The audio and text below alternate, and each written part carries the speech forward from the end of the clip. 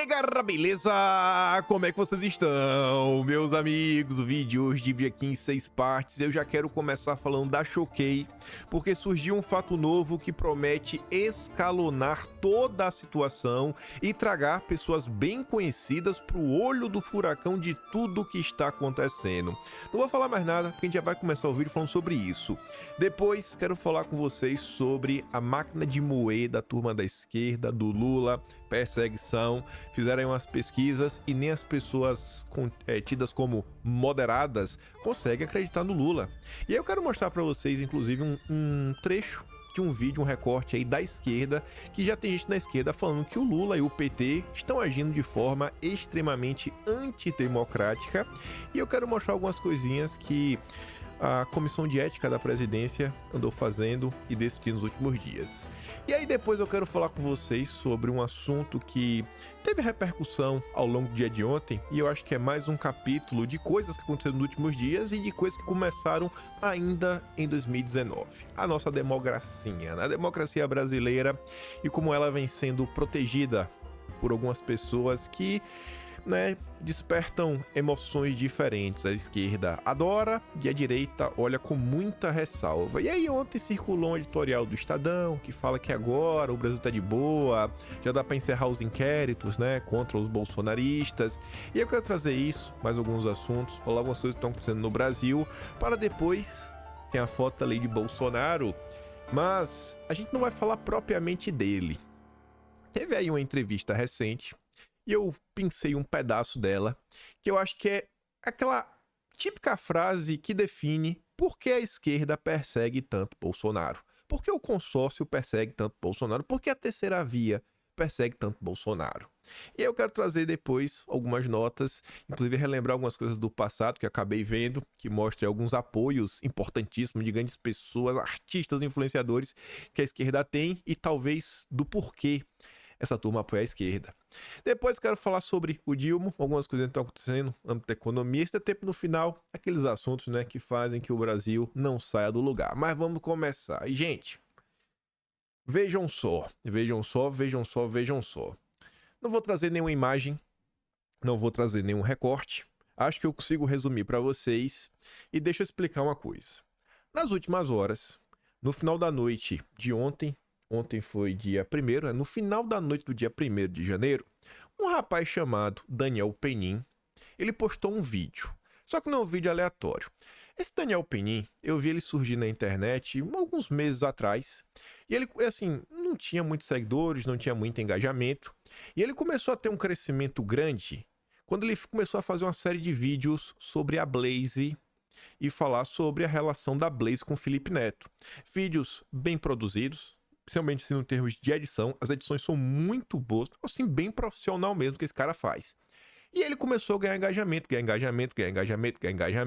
No momento atual ele já tem quase 2 milhões de seguidores. Há um ano atrás, acho que ele não tinha nem 100 mil. E aí, no final da noite de ontem, esse rapaz chamado Daniel Penin, ele fez um vídeo, acho que você pode chamar de documentário, extremamente bem feito, bem produzido. Assim, os recursos visuais são encantadores. E ele tá falando sobre o caso da Choquei. No início do vídeo, para as pessoas que acompanham a política, vão ver ali e falar: não tem nada assim, sabe, muito novo do que já tá circulando nas redes sociais. Isso no início do vídeo. Só que o cara fez um trabalho muito bem feito. E esse início do vídeo, mesmo para quem acompanha a política, você vê que ele consegue resumir as coisas e colocar na linguagem simples o que aconteceu nesse caso da Choquei. E aí ele pega, no momento determinado do vídeo, e ele passa o vídeo do Whindersson Nunes, que fala sobre o topo da pirâmide, e ele fala: rapaz, essa questão aqui do topo da pirâmide chamou a minha atenção. E ele começa a tratar a situação como se a Choquei fosse apenas, cara, uma cortina de fumaça. E ele começa a pontuar: olha, quem lançou o primeiro print do diálogo falso, não foi a Choquei. Foi o perfil lá, o garoto do blog, ligado à agência Mind. E aí ele começa a cavar a questão em relação à Mind. E aí o vídeo começa a escalonar e ir para outra linha. E ele começa a falar sobre isso.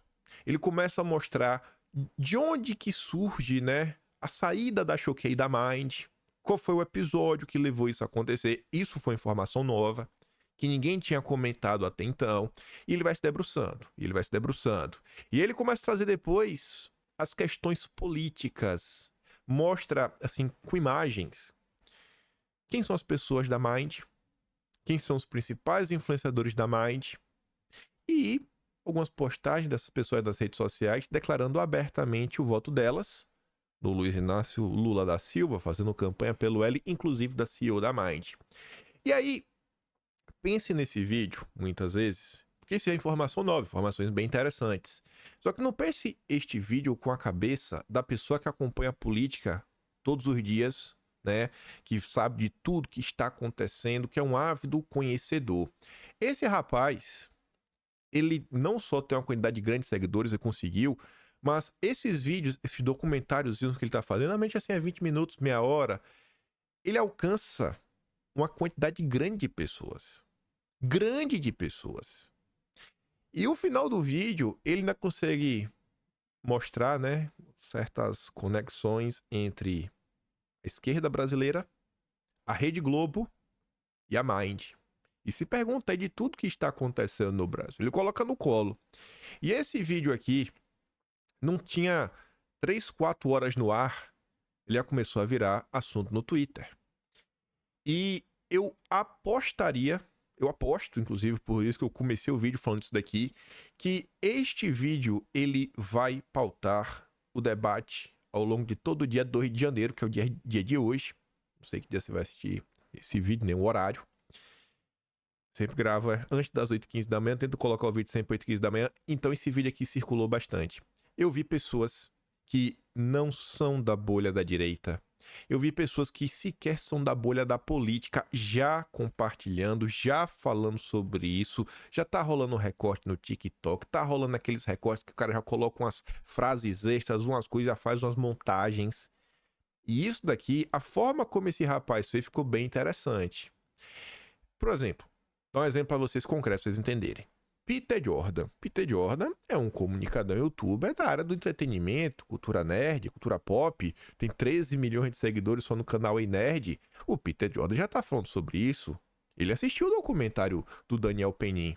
Documentário muito bem feito que tá municiando as pessoas de várias informações. Então a gente está diante de uma possibilidade, e é isso aqui que eu acho que vai acontecer, de vermos o caso da Choquei ser levado a uma gama de pessoas, muitas delas que não acompanham política, e começar a ver que tem algo muito estranho acontecendo no Brasil, onde diversos assuntos, diversas pautas, diversas agendas, talvez, elas estão ganhando notoriedade, elas estão crescendo de forma totalmente artificial. Existe um comando que sai de cima para baixo e aí sai todo mundo comentando. E aí, pra gente não ficar muito, né, e mudar um pouco as imagens, Samuel Puncher, jornalista do Metrópolis, foi uma das pessoas que assistiu, e eu acho que muito jornalista do consórcio vai ver esse vídeo do Penin, porque ele não é aquele cara carimbado como bolsonarista. E aí, uma das imagens do vídeo é essa daqui, ó. O Samuel Puncher, ele bate um print, ele faz um tweet. Foi, inclusive, uma entrevista que a CEO da Mind concedeu para a Globo. Sim, a gente dá suporte jurídico, junta outros agenciados para ajudar e tentamos controlar a pessoa. Sempre falo, não leia comentários. E aí o Penin falava, rapaz, mas como assim? Como assim a Mind, né, dá suporte jurídico, traz pessoas para ajudar, então a Mind tem o poder de cancelar e descancelar pessoas? E aí o Samuel Puncher, né, ele coloca as impressões após assistir o vídeo, ó. Sobre o vídeo aí, que saiu sobre a Mind, é um bom compilado com alguns elementos que já havíamos ditos por aqui. O ponto que precisa ser investigado são os indícios de manipulação do debate público com páginas que monopolizam a audiência e anunciantes. E eu acho que esse caso aí tem tudo para crescer e respingar na esquerda brasileira. Mas vamos continuar que tem mais coisa. Tem mais coisa. Uma coisa que, infelizmente, eu acho que não deu tempo, porque para fazer o vídeo como esse rapaz fez, tá muito bem editado. Ele não fez esse vídeo em 10 minutos. Ele devia estar fazendo já nos últimos dias, né? Desde quando o caso eclodiu. E aí, quem gravou um vídeo também, que faz todo ano é o Felipe Castanhari, o youtuber bem famoso. E o Castanhari ele sempre faz uma retrospectiva. O Castanhari fez uma retrospectiva de 2023 e ele não colocou o caso da Choquei. Ele não falou nada sobre isso. Aí você pode falar, tá, mas por que o Castanhari deveria fazer isso? Será que foi relevante? Não, porque às vezes o cara não quer falar disso daí, dessas coisas, mas vejam só.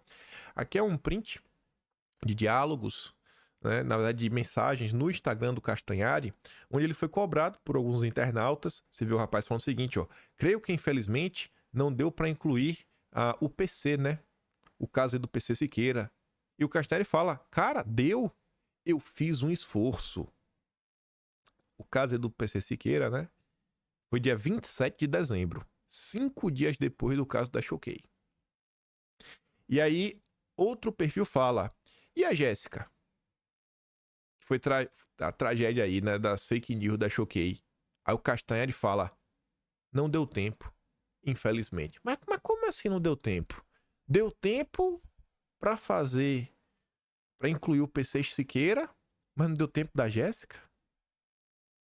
E aí, Castanhari? E aí, cara? Estranho isso, né, irmão? É estranho. E aí as pessoas, diante disso, do Castanhari, um cara bem conhecido também, fala pra várias bolhas de frente com seus vídeos no canal Nostalgia. O pessoal, né, colocou esse print aqui, chegou a circular, ó. Os e-mails do Felipe Castanhari. Olha qual é o e-mail dele. castanhari@mind8.com.br.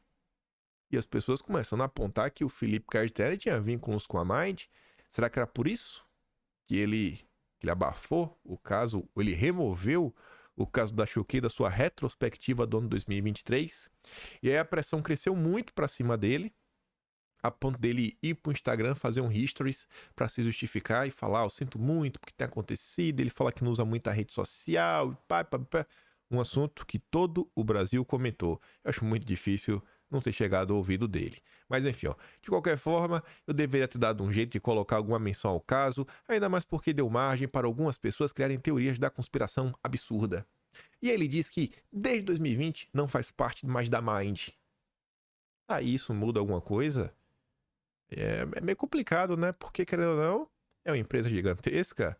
Será que o Castanhari tem coragem de ir pra cima e, quem sabe, entrar aí numa lista de pessoas banidas no que diz respeito a anunciantes? E aí, as pessoas também relembraram nas redes sociais que na retrospectiva do Castanhari de 2022, ele mencionou a Choquei, né? Ali no desenho, Choquei. No vídeo que eu postei lá na conta do Atlas Brasileiro do Twitter, entre 22 e 24 segundos, você consegue ver isso daí. Mas simplesmente o Castanhari, ele desapareceu. E aí, só para fechar isso daqui, deputado aciona a PGR para incluir Choquei no inquérito das fake news do Supremo após caso envolvendo, né, a tragédia aí da Jéssica. A ver, a observar os desdobramentos, e eu acho que vai surgir alguma coisa hoje. Esse vídeo vai repercutir bastante. As pessoas vão comentar sobre ele. O vídeo tá muito bem feito, tem algumas informações novas. E o rapaz fez questão de juntar a Mind, a Choquei, a Rede Globo, a esquerda brasileira, e falou de pessoas que são intocáveis, muitos artistas famosíssimos a observar. Mas vamos continuar. Bolsonaristas ainda veem perseguição e duvidam de melhora na economia, diz pesquisa. Estudos qualitativos do IESP-UERJ e INCT, com eleitores do ex-presidente, sinalizam dificuldades de comunicação do governo, mesmo com moderados. E eu só quero mostrar esse pequeno parágrafo. A base bolsonarista chega a 2024 ainda sem definir um claro sucessor no campo político para as eleições presidenciais meses após Bolsonaro ficar inelegível. Em meio ao avanço de investigações contra o ex-presidente e seu entorno, esse segmento segue crente na ideia que há perseguição ao ex-titular do Planalto. Não tem perseguição. Deve ser coisa de maluco. Principalmente entre os eleitores mais fiéis. E resistente a avaliar positivamente medidas do governo Lula, seja ela qual for, comportamento que inclui mesmo os apoiadores mais moderados e seguirá a desafiar a gestão federal ao longo deste ano. E eu tenho para mim que o Lula não vai conseguir superar isso, porque o Lula é um poço de ressentimento, é um poço de ódio. Todo santo dia, eles, a esquerda como um todo, fazem questão de deixar claro, né? Sem anistia, sem anistia. Então, para perseguir. E aí, gente, olha que engraçado. Esse vídeo aí tava pronto pra gente comentar no dia 31, na virada do ano, mas não deu tempo. Às vezes tudo tem uma causa. E agora ele se encaixa muito bem. E aí depois disso eu quero mostrar algumas coisinhas que o desgoverno tá fazendo, né? Pra ver se existe perseguição ou não. Mas vamos ouvir aqui o Rui Costa Pimenta. Vamos ouvir e vamos dando pausa que ele fala um monte de coisa interessante. Lembrando, Rui Costa Pimenta é o chefão do PCO, eu ia falar PC, outra letra C de novo, não, PCO, Partido da Causa Operária, que inclusive era um dos braços do PT lá atrás, lá na fundação. A gente já comentou sobre isso certa vez. E aí tá sempre no Brasil 247, a casa do petismo, todas as sextas-feiras, ao lado do Atushi. E olha só o que ele tem para falar sobre o petismo. Amanhã, o que vai acontecer é o seguinte: daqui a um tempo, né, porque isso aqui é muito na hora da histeria, todo mundo está a favor, todo mundo é cheio de motivos, todo mundo é cheio de razões, né? A pessoa que discorda, ela fica completamente ilhada. Leva tinta de tudo quanto é lado, daí aparecem esses palhaços, porque tem uns palhaços aí na esquerda, que falam que você tem que ser cancelado, porque você falou A, B e C, né?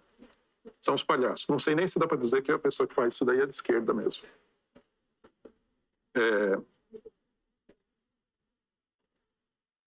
Mas depois a coisa se estabelece, né? E aí, né, vigora aquele famoso dito popular: filho feio não tem pai. E o filho aqui vai ser muito feio. Ele tá falando do quê? Só que nós vamos falar agora, né? É bom que os companheiros do PT, os que estão assistindo, os que não estão assistindo, é bom falar para todo mundo.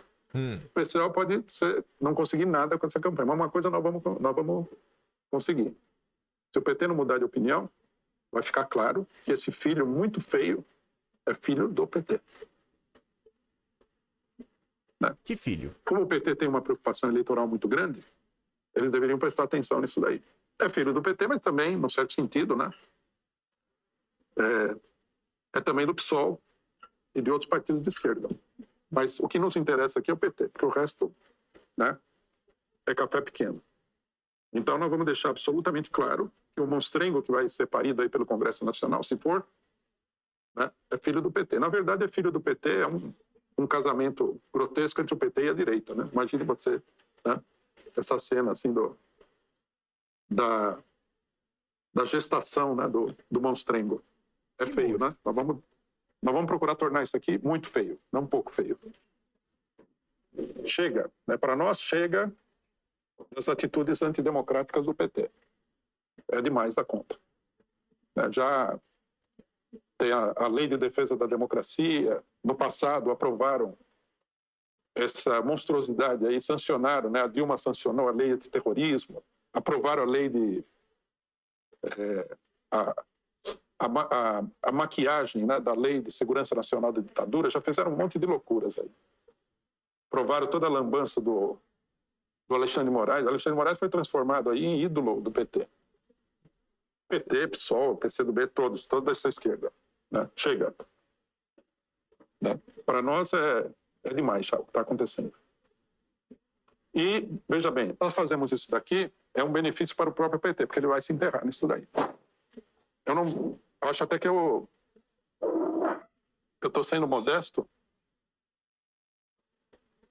ao dizer que o PT vai se enterrar. Eu acho que o PT já está se enterrando.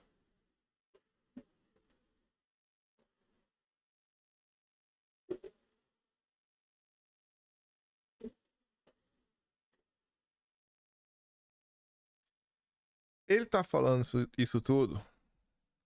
Vocês podem ter percebido alguns nomes conhecidos, né? Inclusive aí do Poder Judiciário. Ele tá falando essas questões todas na esteira do debate aí do PL 2630. Se nem uma liderança de esquerda que tá toda semana batendo ponto no maior portal petista do Brasil, que é o Brasil 247, que no passado, antes de existir o PCO, era tudo uma coisa só, que era o PT.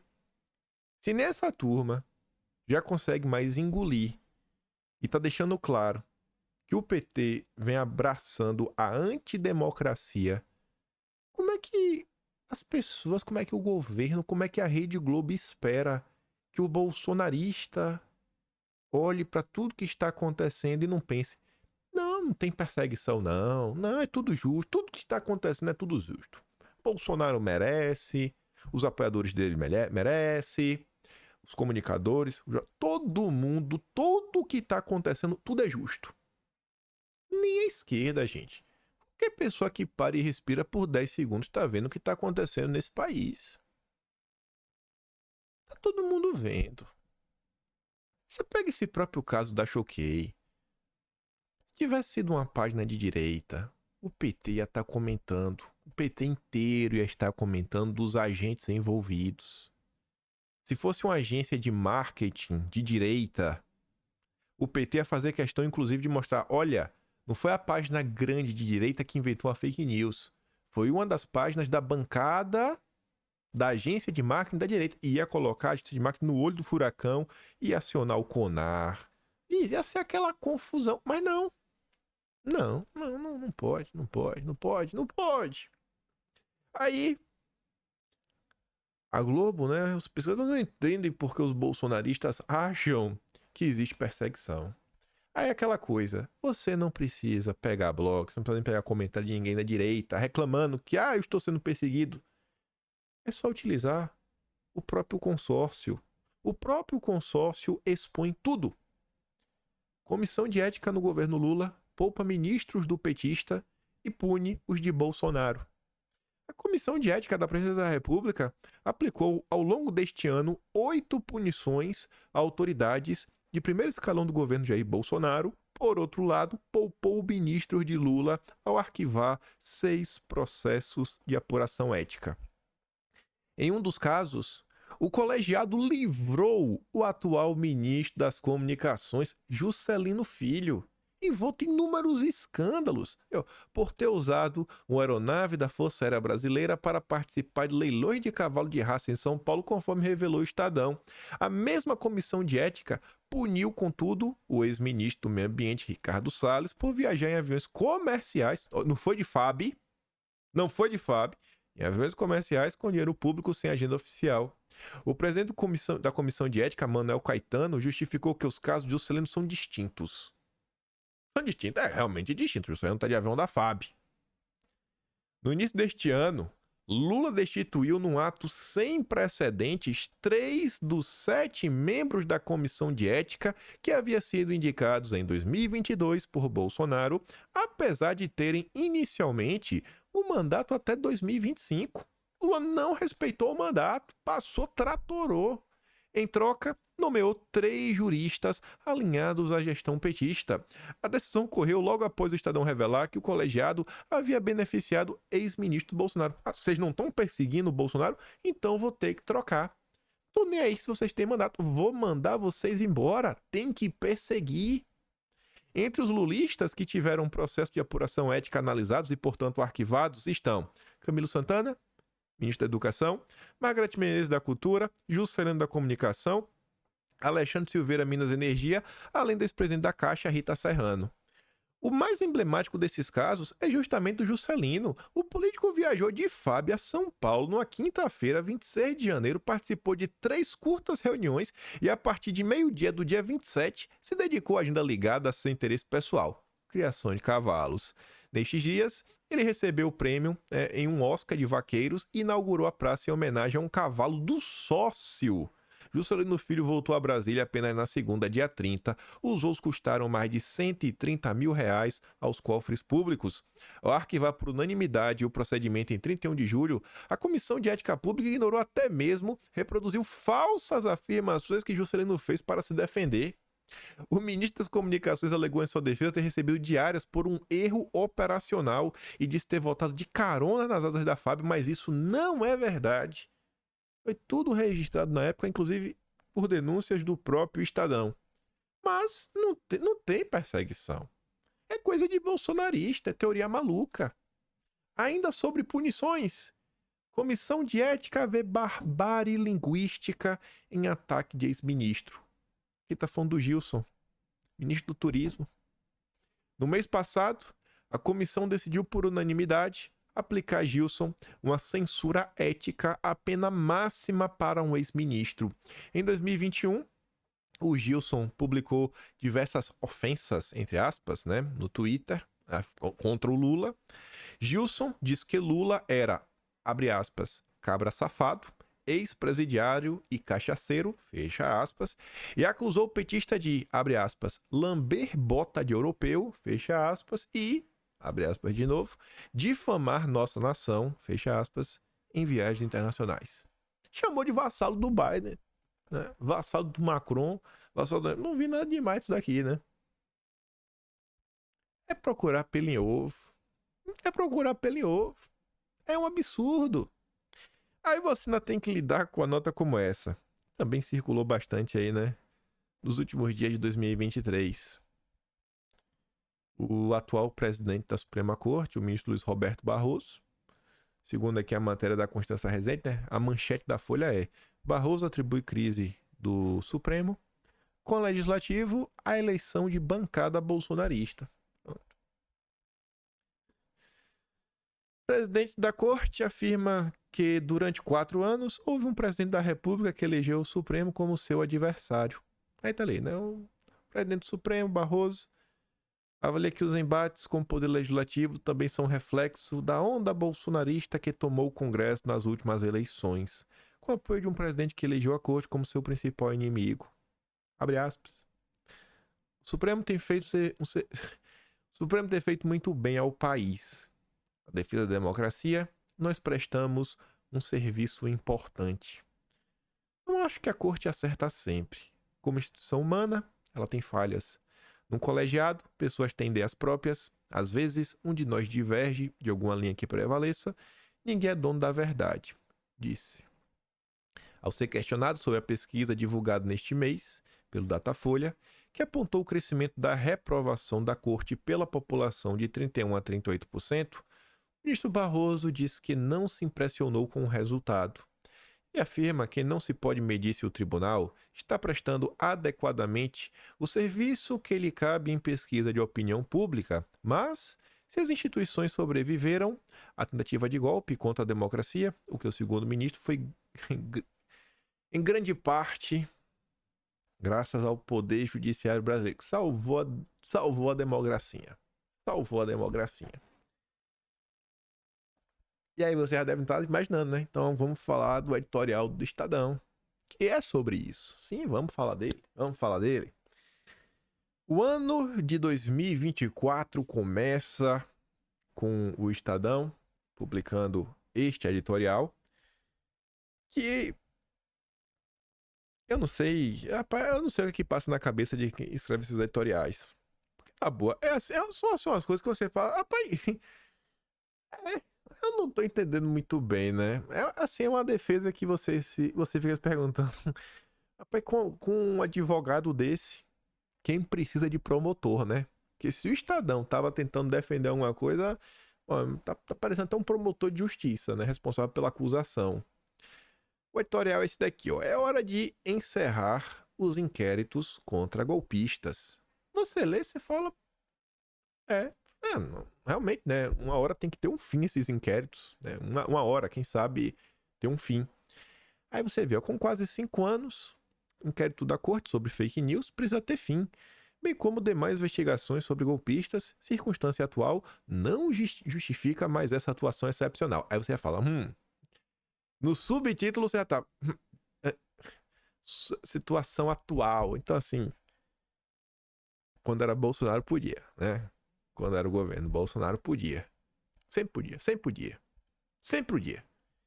E é bacana você ver que as acusações, em grande parte, elas sempre seguem um ritmo que o consórcio, as pessoas, eles vão pontuando tudo em termos genéricos. Não, eles atacavam as instituições. Não, ele ia fazer... Aí vocês perguntam, mas o que é que foi feito?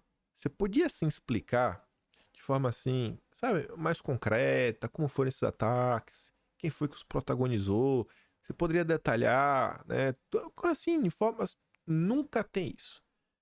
A imprensa, pelo menos a imprensa, ela sempre fala as coisas em termos genéricos. Mas vamos dar uma olhada. Em março deste ano, completará 5 anos o inquérito 4781, aberto pela Corte para apurar fake news e ameaças veiculadas na internet contra a Corte e seus ministros. Desde então, outras investigações criminais foram instauradas no âmbito da Corte Constitucional, como o inquérito 4874, que desde julho de 2021 investiga a atuação das milícias digitais contra o Estado Democrático de Direito. Ainda que possuam objetos de investigação diferentes, esses inquéritos têm fortes semelhanças entre si. Sigilosos, sobre a mesma relatoria, né, o mesmo relator. Olho em vermelho. Todos eles foram de grande utilidade na defesa das instituições democráticas. Eu acho que seria interessante o Estadão explicar como. Mostrar, cara, esses inquéritos foram importantes por isso, até para ajudar. Porque eu acho que se a imprensa ela se realmente desse ao trabalho de explicar por que foi importante, citando assim de forma detalhada, explicando, eu não acho que as pessoas têm má vontade para entender as coisas. Só que muita gente questiona e duvida, porque a pessoa fala, qual foi? O que as instituições estavam sofrendo? Seria muito importante. E detalhando, tintim por tintim, mostrar, não, realmente teve assim, um período muito complicado no Brasil. Aí o jornal segue. Em momentos dramáticos em que a PGR dedicou-se à omissão, Augusto Aras não via nada de anormal no país. Tá, mas o que é que tinha de anormal? É sempre em termos genéricos. Essas investigações permitiram que a Corte atuasse pronta e diligentemente na proteção da democracia e da Constituição ante os insistentes ataques contra as eleições e a separação de poderes. Tá, mas o que é que foi isso? Que ataques foram esses? Em poder? O que é que aconteceu, bicho? O que é que aconteceu? Junto a seus inegáveis méritos, muitos méritos, esses inquéritos também geraram pontos menos louváveis, com interpretações extravagantes sobre as competências da Corte e os limites dos próprios procedimentos investigativos. Por exemplo, no primeiro semestre do ano passado, eles foram usados para remover da internet conteúdo sobre o projeto de lei de tramitação do Congresso, né? O PL das fake news entrou dentro desse inquérito. E para investigar a falsificação do cartãozinho lá de Bolsonaro, né? Aí o Estadão diz que nas duas situações houve evidente uso irregular dos inquéritos com o descumprimento de regras básicas da legislação brasileira. Aí você vê, ó, no primeiro momento que o Estadão pontua um fato concreto, você vê que ele começa a questionar, né? Falou, pô, não foi bem bacana. Na hora que ele bate palma, é quando ele fala em termos genéricos. Elaborar um diagnóstico preciso a respeito desse quadro de luzes e sombras envolvendo a atuação do judiciário é tarefa ainda a ser realizada, até mesmo porque os inquéritos são todavia sigilosos. Aí eu pergunto, se foi tão importante para isso, para a democracia, as coisas que o Estadão ponderou, como é que o Estadão pode falar que foi importante inúmeros avanços se é sigiloso? Com base no que o Estadão fala isso? É meio complicado, não? Mas tudo bem. Não se conhece toda a extensão dos ataques, tampouco o alcance das medidas tomadas pela Corte. Mas o Estadão crava que tem muitos ganhos aí. Tá bom. De toda forma, há 2 pontos indiscutíveis. As circunstâncias do país são outras, né? Não é mais o governo Bolsonaro. Aquelas ameaças já não existem mais. Quais? Mais uma vez, quais? E os inquéritos criminais têm de ter prazo para acabar. Não podem permanecer indefinidamente no tempo. Isso tudo conduz a uma cristalina e pacífica conclusão. É tempo dos inquéritos criminais, né, relativos a ataques democráticos serem encerrados de acordo com o que determina a lei, havendo indícios de autoria e materialidade delitiva, que se proceda ao indiciamento dos investigados, com encaminhamento dos casos ao Ministério Público. Nos casos em que não houver os indícios mínimos, que se proceda ao arquivamento. A Corte cumpre seu papel em defesa da Constituição, não apenas quando abre o inquérito, né, mas também quando se encerra, dando por fim, né, o seu devido encaminhamento. Desde março de 2019, este jornal sempre reconheceu a existência de fundamento jurídico que justificasse a competência da corte nessas investigações. Inclusive no caso lá da Cruzoé, não sei, viu? Acho que o Estadão na época criticou. Não sei, acho que. Não sei, acho que criticou na época.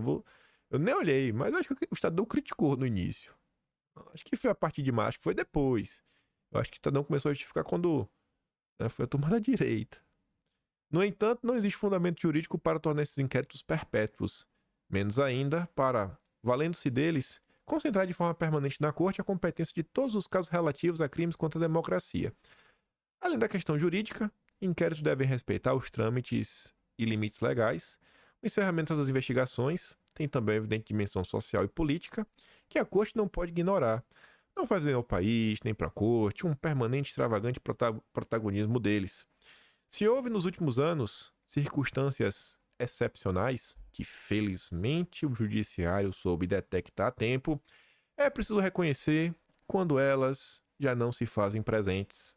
Para piorar, né, aí teve protagonismo de quase uma pessoa só, e aí fala o seguinte: medida processualmente correta, encerrar os inquéritos é um gesto que fortalece a autoridade da corte e distensiona o país. As águas devem voltar ao seu leito normal.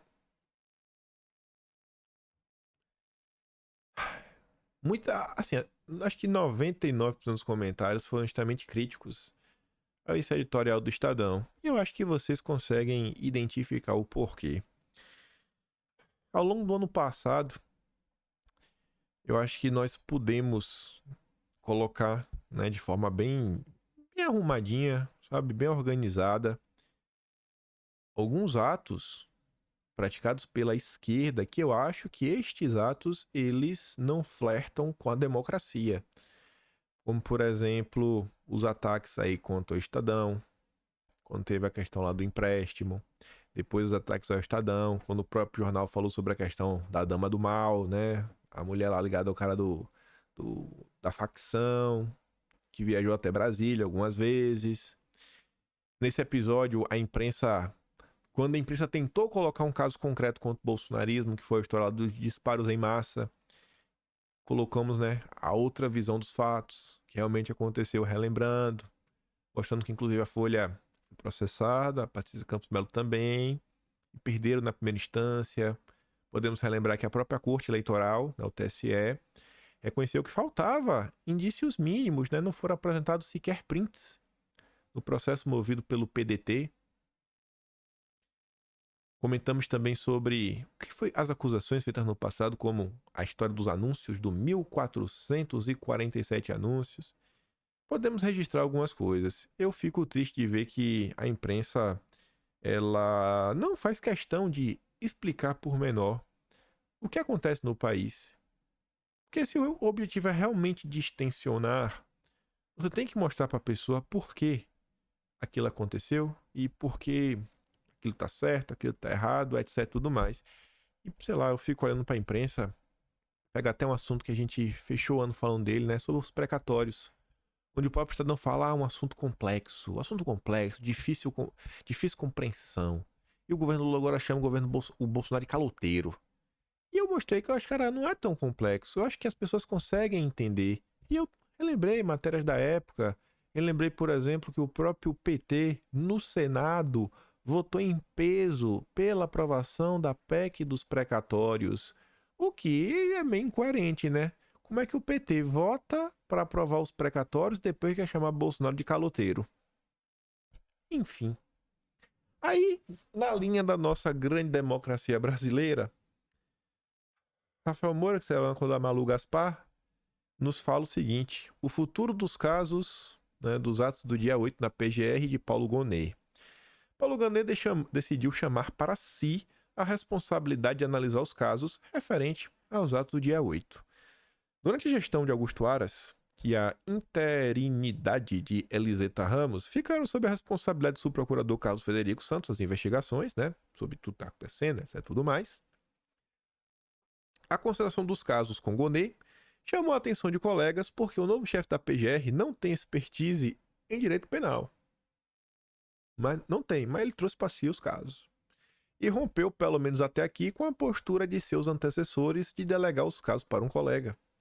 Dentro da PGR, a saída de Santos de sua função foi interpretada como uma forma de deixar o campo livre para Gonê montar sua equipe sem constrangimentos, mas também, além disso, também foi vista como um sinal de que pessoas-chave das equipes do Aras, da Eliseta, não pretendiam avalizar mais o discurso de alinhamento do novo chefe do Ministério Público com a alta corte do Poder Judiciário e com os seus padrinhos. O Paulo Gonet, segundo a turma da Globo, e outros jornais. Ele teve 2 padrinhos fortes, o ministro Gilmar e outro ministro lá, né? A observar. Aí depois, não adianta falar, os brasileiros moderados, né, não conseguem acreditar que o país está, né, tá calmo. O pessoal acha que continua tendo perseguição. Depois não adianta reclamar. Caberá a Gonê, por exemplo, analisar pedidos de soltura de presos e solicitar diligências para aprofundar as investigações em curso e, eventualmente, apresentar novas denúncias. Aí, no final, segundo a Globo, a expectativa dentro do Supremo e da PGR é de que Gonê passe a atuar em sintonia com o ministro, que é o relator dos inquéritos e tudo mais, ministro é muito conhecido, né? Tá lá. Aí, só para pegar o gancho do Estadão, o Estadão é sensacional. Você vê que o espírito da bucha, do mesquitismo, segue firme e forte. Dia 1º, foi esse editorial agora que a gente comentou. E no dia 31, o Estadão encerra, concedendo o seu espaço aberto para o Horácio Laffer, né, o Pedro Passos e outro cara lá. Os 2 primeiros são figuras bem conhecidas, ligadas aí a toda essa agenda liberal, progressista, SG e tantas outras coisas, para falar ano novo, mais que novo. E o Estadão cede também espaço para Sérgio Fausto, presidente da Fundação FHC, e esse espaço aberto no site do Estadão está no mesmo lugar onde estão os editoriais. Você abre, tá, os editoriais aqui e o espaço aberto aqui. São publicados juntos, né? Que é a opinião do Estadão e a opinião de pessoas de grande destaque na imprensa.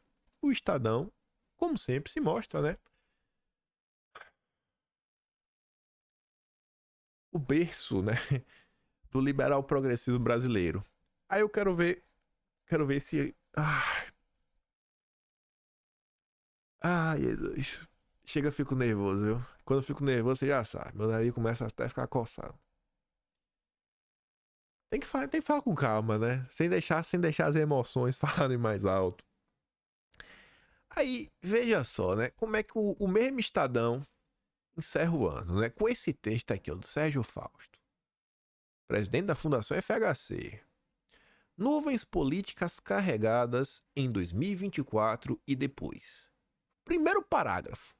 Desde a eleição de Trump, em novembro de 2016, as democracias têm sido submetidas a constantes testes de estresse. Pronto. Começou. Não será diferente em 2024, quando o ex-presidente muito provavelmente voltará a disputar com chances de vitória a Casa Branca. Se vencer, o risco para a democracia será maior do que da primeira vez. É a mesma história. O segundo mandato de Bolsonaro, rapaz, vai ser pior, viu? Aí vai ter o golpe. Embora seja a mais importante, a eleição presidencial nos Estados Unidos não é a única frente na batalha em defesa da democracia. Agora, isso tem um ponto interessante. Eu acho que em 2016, acho que realmente esse episódio na eleição do Trump, eu acho que meio que ela marca uma guinada mais à direita. Que você pega assim alguém realmente de direita antes do Trump. Às vezes as pessoas vão falar do Reagan, da Thatcher, mas eu não compro nenhum dos dois. Não vou entrar nesse âmbito disso aqui agora, que é uma explicação meio longa. Mas não compro. Os sinais de ascensão da extrema-direita estão quase por toda parte. A vitória do Partido Nacionalista, que não gosta de imigrantes, Nas eleições parlamentares da Holanda em novembro é presságio de avanços de partidos do mesmo naipe nas eleições para o Parlamento Europeu em junho de 2024. Isso daqui é uma coisa que a gente bateu muito na tecla em 2023. Como existe uma crescente na Europa, no mundo todo, de movimentos de direita focados na defesa da nação, da soberania nacional, do patriotismo. Tá aí. Na Espanha, os socialistas se viram na contingência de fazer um grande acordo político que pode lhe custar caro no futuro para evitar um governo com a extrema-direita. O que foi possível evitar na Espanha, ao final deste ano, é provável que ocorra em Portugal, onde eleições antecipadas para o início de 2024 podem levar o governo a uma coalização integrada pelo Chega e vão ser o mês do Vox. Em nenhum desses casos, a extrema-direita alcança vozes e cadeiras suficientes para liderar a maioria no parlamento, mas se afirma como força incontornável para a direita chegar ao poder. Isso é que a gente viu no Brasil. Bolsonaro foi eleito, mas quantos deputados tínhamos em 2018? 40? 50? Agora tem muito mais, né? Tá chegando boca de 100. Os cordões sanitários que permitiram isolar o extremismo de direita por 70 anos estão se esgarçando ou já se romperam. Tem 70 anos realmente que um foco na agenda de desenvolvimento da nação foi sepultado. Não, realmente assim, não consigo lembrar. Você pegou 2023 menos 70, a gente tá falando de 1950. Desde 1950, cara. Realmente aí tem tempo, viu? Tem tempo aí que nada. Você olha para um lado, olha para o outro, teve ali uma coisa, outra assim meio pontual, mas você pega aí, foi realmente um grande avanço de uma agenda internacionalista, né? Tentando solapar as soberanias nacionais. Na Itália, onde é liderado pelo partido extrema-direita, né? Da Geórgia, que tem uma política mais moderada do que o discurso de campanha, né? A verdade é que as forças democráticas de centro-direita e a centro-esquerda estão na defensiva em quase toda a Europa. A centro-esquerda europeia encontra dificuldade para responder às promessas não cumpridas da democracia em meio a tendências estruturais de concepção do capital, da renda e do poder e as tensões crescentes sobre a distribuição dos custos da transição para a economia de baixo carbono.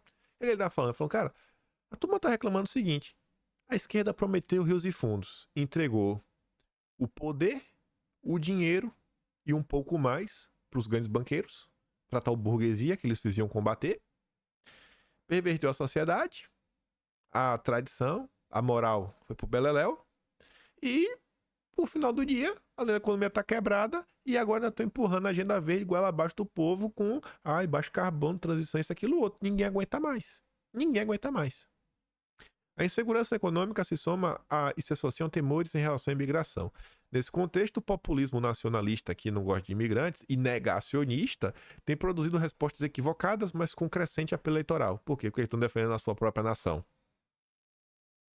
Tá em desuso, né? Então parece alguém falando, não, vamos defender aqui o país. Aí o povo olha e fala, cara, defender o país é importante. Realmente, eu vou votar nesse cara. Esse cara tá preocupado com o país que a gente mora. Também na América Latina, as forças democráticas de centro e centro-esquerda estão na defensiva.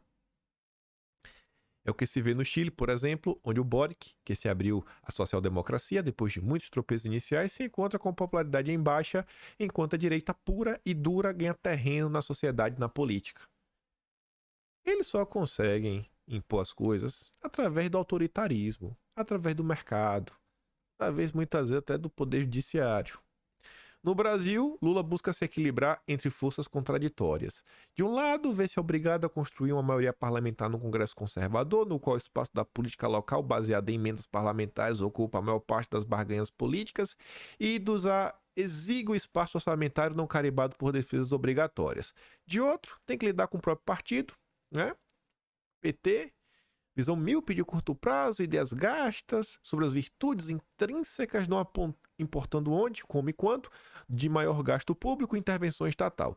Consideradas essas dificuldades, que estreitam o raio de manobra para programas e reformas de maior fôlego e abrangência, penso que o governo Lula não vai mal. É literalmente o argumento chave da esquerda brasileira. Toda vez que o Lula vem ser criticado, surge o Rui Costa Pimenta, Leonardo Atushi. Não critique o Lula, vocês têm que entender, a margem de manobra é pequena. Que se o Lula fizer o golpismo vem aí, né? Vem o golpe do Biden, a desestabilização internacional, né? Os conflitos por procuração, a imprensa golpista vai derrubar. Não pode criticar o governo, é a mesma coisa. O Lula vai bem.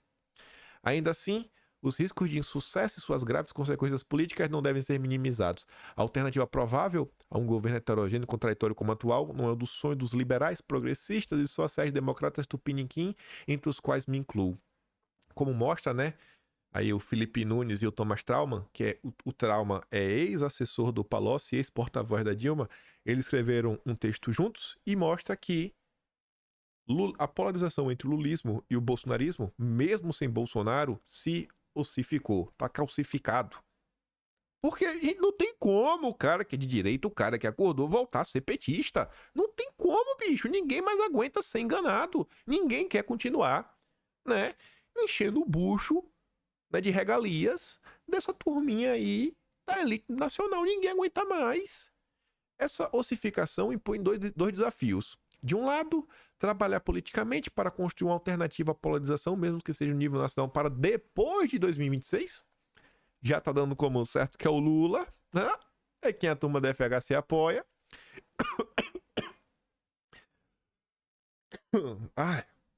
De outro, aprofundar o aprendizado de fazer política no interior, de frente amplas, sob pena de ver avançar a direita sem escrúpulos democráticos e civilizatórios.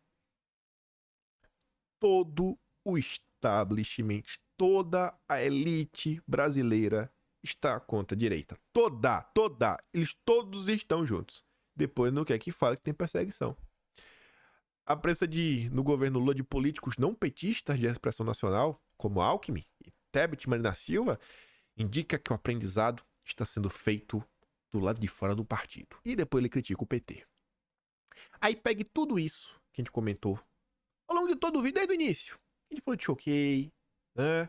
Como as pessoas tratam os temas, como tem assuntos que só ganham notoriedade porque você tem perfis aí de milhões e milhões de pessoas que ficam se retroalimentando de diversas confusões, gente que abafa, gente que passa pano, perseguição, né? A democracia. Junte tudo isso.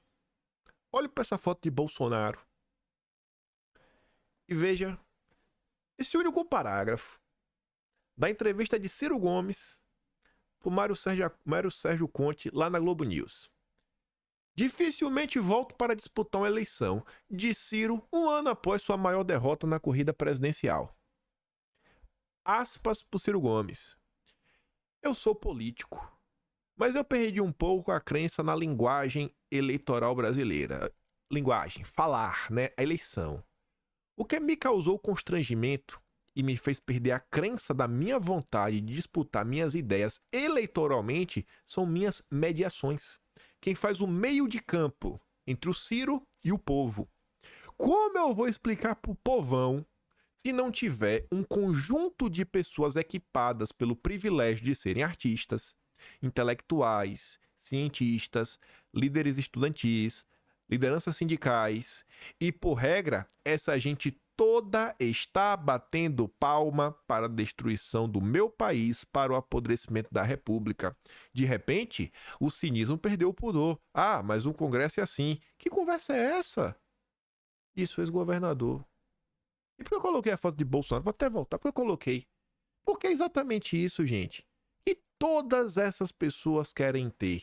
O que a terceira via quer ter, a união de direita quer ter, né? A turma do Moro, do Deltinha, do Zema, do Caiado, né? A turma do MBL, o que o Ciro Gomes quer ter. Mas o establishment brasileiro hoje falou, o candidato é o Lula. Por que quem tem condições de derrubar Bolsonaro? Bolsonaro não tem artista, não tem intelectual. Até artista até tem, não vou ser injusto. Tem uns artistas, pessoal do sertanejo. Intelectual, acho que não tem. Cientista, esquece. Bolsonaro é negacionista. Líderes estudantis, todos de esquerda. Sindicato, não vou nem falar. Tem nada. Mas esse papel de mediação que Ciro Gomes sonha em ter, meu amigo, ninguém tem tanta ramificação no Brasil como Bolsonaro.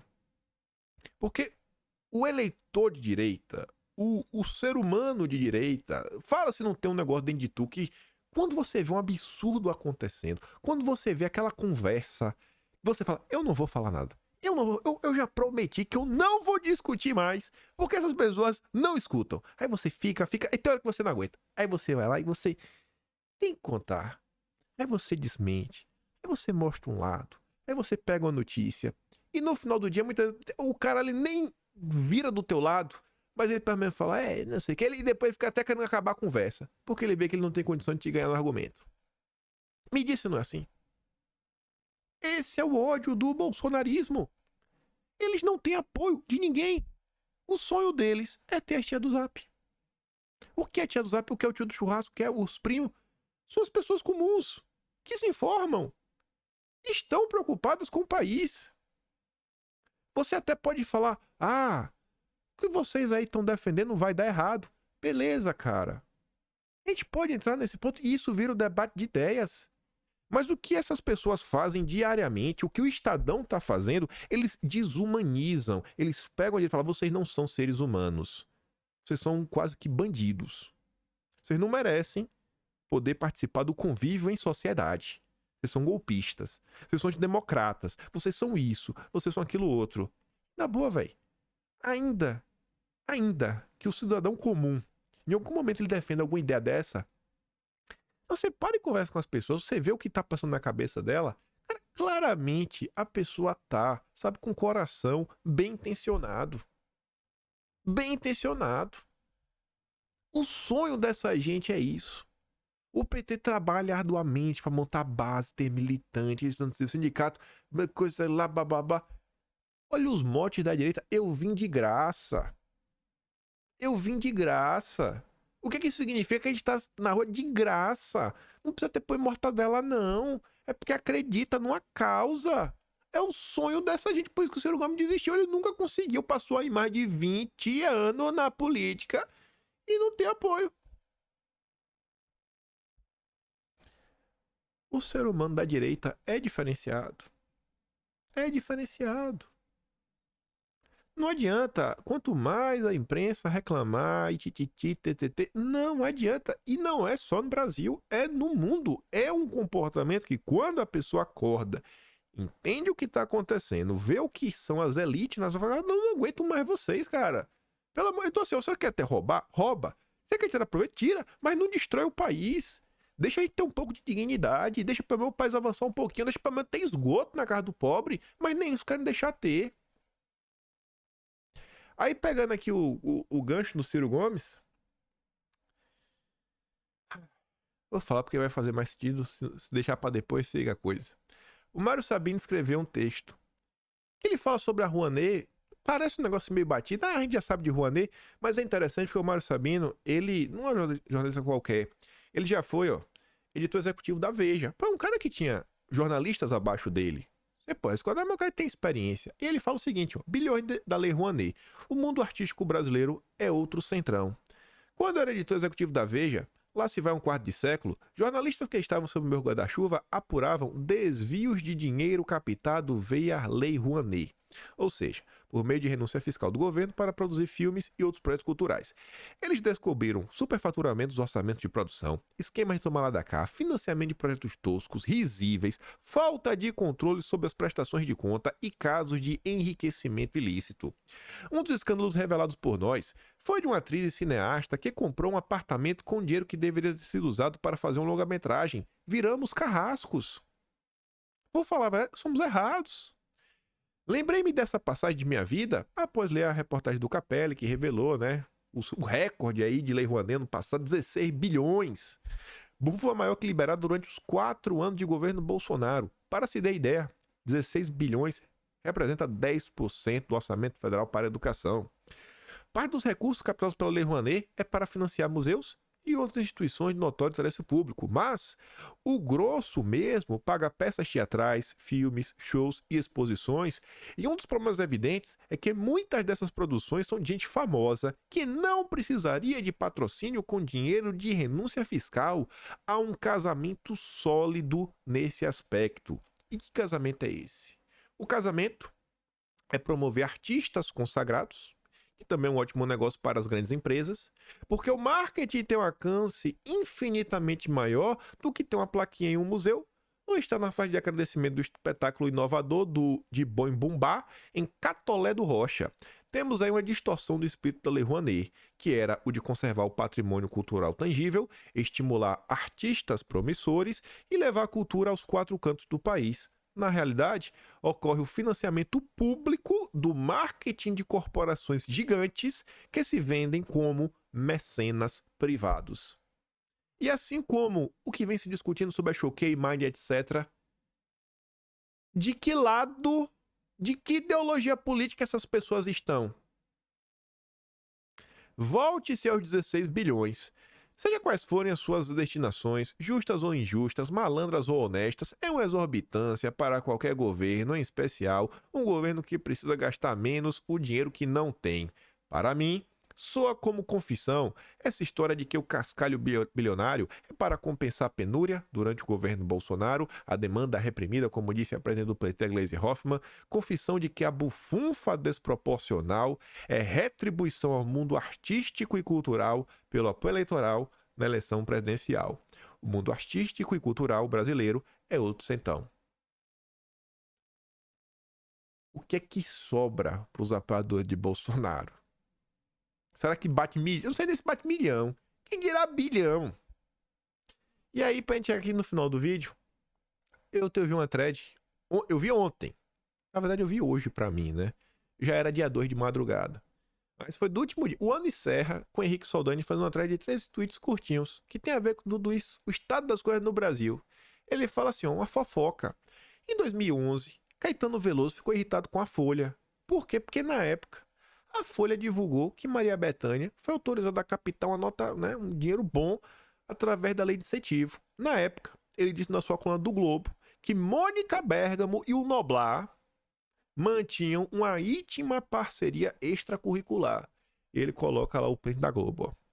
Eu peguei um print melhor, né? Eu aprimorei o tweet do Henrique.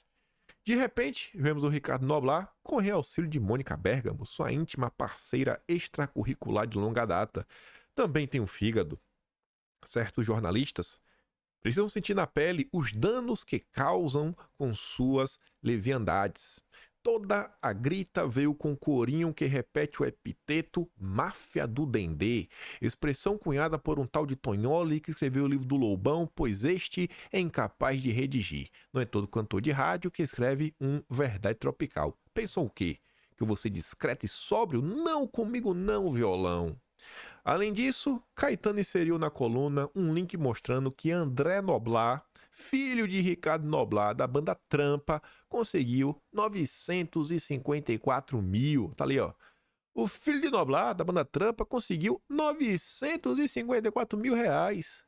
No audiovisual, há muitos outros que foram liberados para captar mais.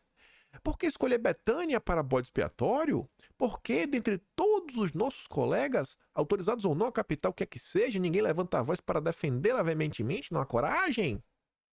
E aí, por fim, ele encerra com um tweet que está no ar até os dias de hoje.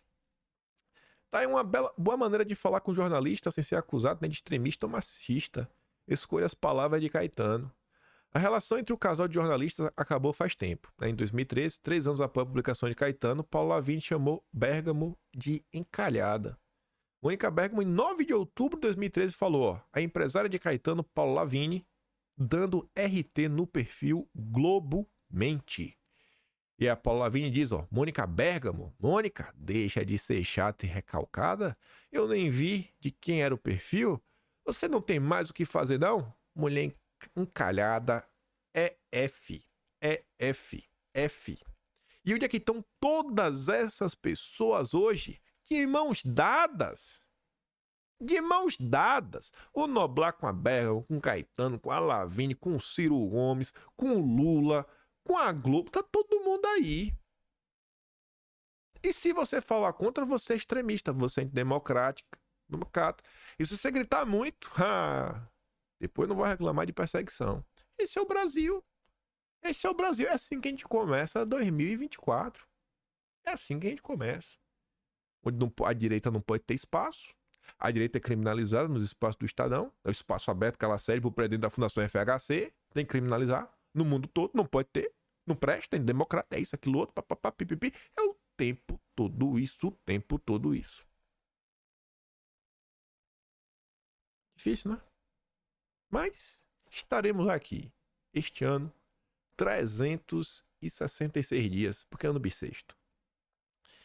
Se gosta do meu trabalho, quiser me ajudar mais, faz também no canal, tem um botão de valeu, tem um P na descrição, tem um Atlas brasileiro, kimpai.com/br, o único registro real, tudo que aconteceu, as propagandas do consórcio de forma organizada, para ninguém esquecer, né? E o PT não reescrever a história. E vamos observar. Mas tem um para mim que eu falei para vocês, que eu acho que o carro da Choquei deve crescer ao longo do dia de hoje, por causa desse documentário do Daniel Penin. E é isso, né? Quem puder me ajudar também, compartilhe o vídeo. Só tenho vocês. Não tenho a turma da Lei Rouanet para me ajudar, né? Como o Ciro Gomes tá reclamando. E é isso. Volta amanhã. Eu espero estar aqui amanhã, né? E deixa aquele grande beijo, abraço, tamo juntos. Valeu, meus amigos. Fui!